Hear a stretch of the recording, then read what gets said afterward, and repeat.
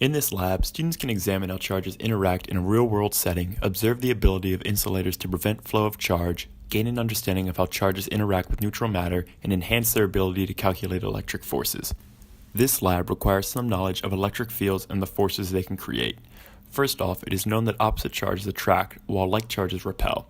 The degree to which these charges can repel or attract is dependent upon the distance in their charge. All charges create an electric field around them, wherein which a force could be generated by the presence of another charge. The electric field at a specific location can be determined by using this equation.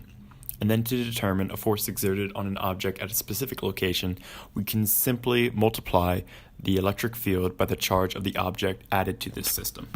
This lab works by having neutral tape stuck together and then quickly pulled apart. During this rapid pulling apart of the two pieces of tape, charges are transferred from one piece of tape to the other, making one of them positively charged and the other negatively charged, since charges is always conserved. Now, tape, being an insulator, prevents the charges internal to the pieces of tape from moving and flowing throughout it. This means that when another charge is in its proximity, the charges attract or repel each other, forcing the tape itself to move, since the individual charges within the tape cannot adjust internally. This insulation of charge allows for the observation of attraction and repulsion, and even can make the tape levitate.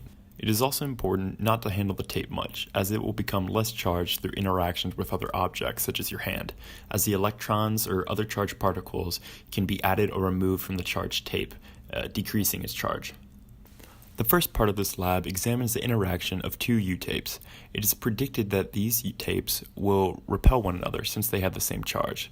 This is indeed observed, but in order to determine if the tape created is positively or negatively charged, more interactions must be observed. The tape is also placed near neutrally charged objects such as one's hand or a book. When this occurs, it is observed that the tape is attracted to the neutrally charged object. This is because of the creation of an induced dipole. When the charged tape is placed near the neutral object like a hand, a dipole is created as electrons and particles in one's hand shift as a result of the presence of the charge. However, since the dipole is created by the charged tape and the particles in one's hand move accordingly, this dipole will always have an attractive force with the tape. So as a way to determine what behavior we should be looking for, let's imagine what would happen if the tape is placed near a negatively charged pen. If the tape is positive, the tape will be attracted to the pen. If the tape is negative, the tape will be repelled. And if the tape is neutral, then it will also be attractive to the negative pen. Therefore, in order to determine what charge the piece of tape has, we have to create a repulsion, since attraction could mean opposite charges or something with no charge. This experiment resulted in the tape being attracted to the negatively charged pen and repelled by the positively charged pen. Thus, it is known that this method makes the upper tape positive and the lower tape negative. However, what would happen if the electrons were actually positively charged? Basically, the tape would behave very similarly, except everything it was repelled to would now attract it, and everything negatively charged would now repel the upper tape. Neutral objects would still behave the same, though.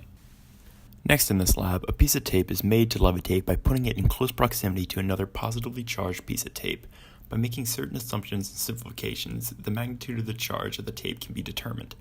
First off, this system is simplified by saying that all charge is located at the center of both pieces of tape. Both pieces of tape have the same exact charge, and it is also assumed that the force from gravity is equal to 9.81 meters per second squared times the mass of the tape. And finally, we make the assumption that the tape is 1 gram per meter. Since the only forces acting on the tape are gravity and the electric force from the bottom piece of tape, it is known that the force of gravity should be equal to the force electric. And then by measuring this distance between the two pieces of tape and determining the mass of the tape from our previous assumption, we can determine the charge. This is ultimately the equation for the charge of the tape in this experiment. The distance was observed to be 1.15 centimeters, and the mass of the tape was about 2 times 10 to the negative 4 kilograms. The resulting charge was ultimately 5.412 times 10 to the negative 9 coulombs. This lab was then taken further by requiring a computational model through GlowScript of this system. Here tape is represented as a single point and the electric fields are represented in orange. The forces of gravity and the electric force are also displayed for the top piece of tape. This code also determines the magnitude of the charge when given the distance and the mass of the tape, using the equation that was derived previously.